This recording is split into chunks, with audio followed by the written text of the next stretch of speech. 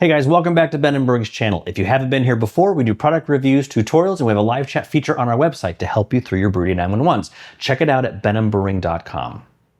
Today's video, we're actually going to be looking at a kit we've already done with iGulu, their Irish Stout Kit, which actually came out pretty tasty. But we want to see if we can tweak it a little bit and maybe add some flavors like maybe some coffee, maybe some whiskey. Let's check it out.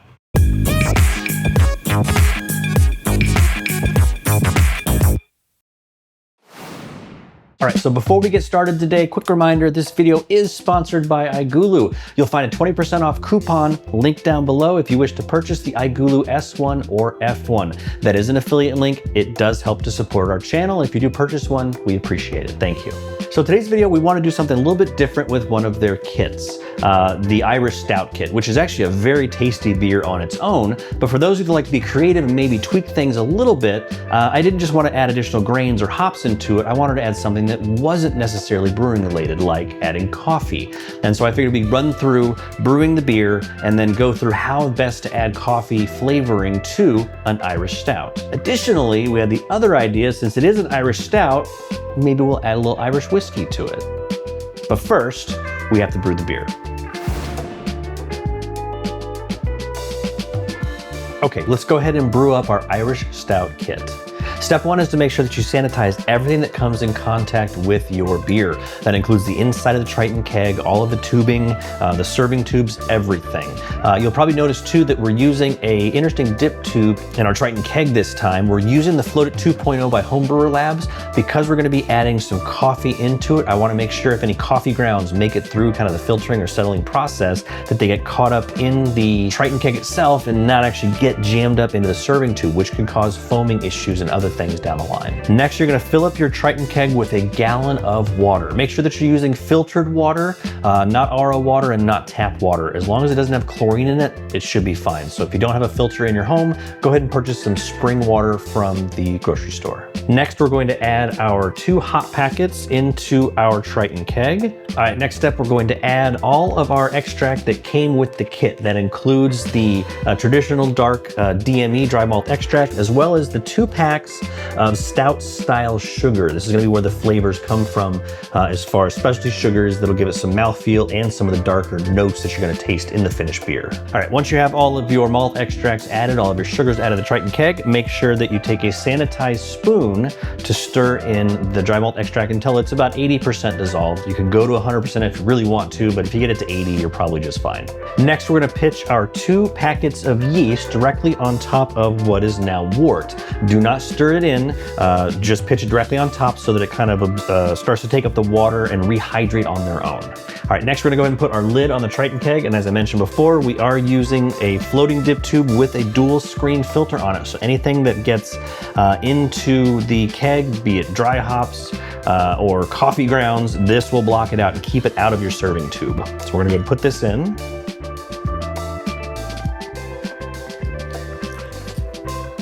Lock it down. Make sure you put your clamp on the Triton keg and your serving tube. Make sure this is clamped down. Plug it in, and now we're gonna load it into our iGulu. All right, Triton keg is sealed up. Let's go ahead and load it into the iGulu. Go ahead and take the lid off here. Take our tap cover off. Let's go ahead and take the keg and drop it in. There we go. We're gonna hook up our pressure monitor and then go ahead and put the serving tube in the tap. Now, technically for this beer, the way that we're doing it, you probably don't have to hook up the tap line just yet because we're gonna end up pulling the keg out later to add additional flavors and coffee and things. So you certainly can if you want to. It's probably just good to get in the habit of it, but if you don't, it's not a big deal. So go ahead and put the lid back on. Get our RFID sticker, and let's go ahead and scan it and make sure it's the right program. Okay, let's make sure Irish Stout, correct. Fermentation schedule 12 days at 71, 3 days at 35. Let's brew it. What we're gonna do is we're gonna come back at the end of the 12 days before it crash cools, and we're gonna add our cold brew coffee and possibly something else. We'll see if maybe we'll slip a little something extra in there. We'll see how it tastes. there's a couple different methods or ways to actually put coffee flavor into one of your beers. The way that I used to do it was actually I would just brew up a hot pot of coffee and I would add it directly to the fermenter, or I would actually add coffee grounds to the mash to kind of get some of that coffee flavor through it. The thing that I discovered doing it that way is that the coffee tended to come out very bitter and very acrid. It wasn't very complimentary of the particular beer styles that I was putting it in. Instead, if you make a cold brew coffee to add that to your beer, the flavor actually comes out much smoother and it's a little bit less acidic because you're not putting it through some of that hot water, and there's not as big of a pH change when you're making the coffee. So that's the method we're going to use today to add some coffee flavor into our Irish Stout.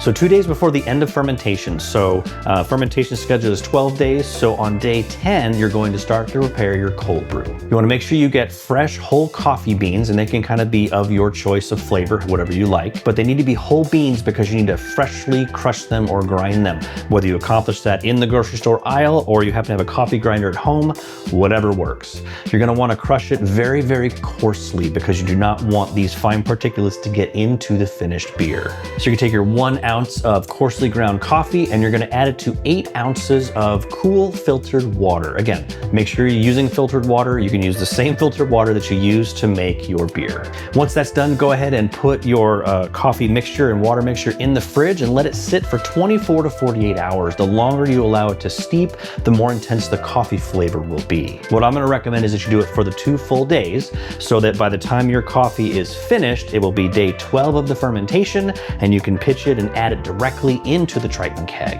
Now, the quantity of coffee that we're using is kind of a middle ground as far as adding flavor. You can certainly experiment with this depending on the type of coffee you get, whether it's a lighter roast or a darker roast or an Italian roast, because they all have different flavor profiles and different strengths. So you can definitely play with the quantity of coffee that you're adding into the Triton keg based on how long you've soaked it, what the grind is like, and what kind of coffee it is, and how much coffee flavor you really want in the finished beer.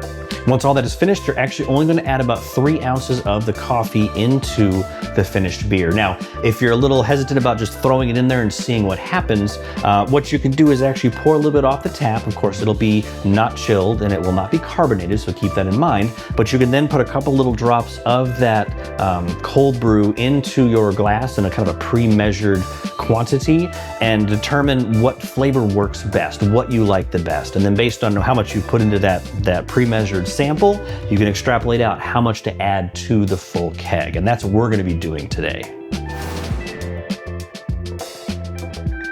All right, so it's been several weeks since we brewed up the Irish Stout, and we did add our cold brew coffee.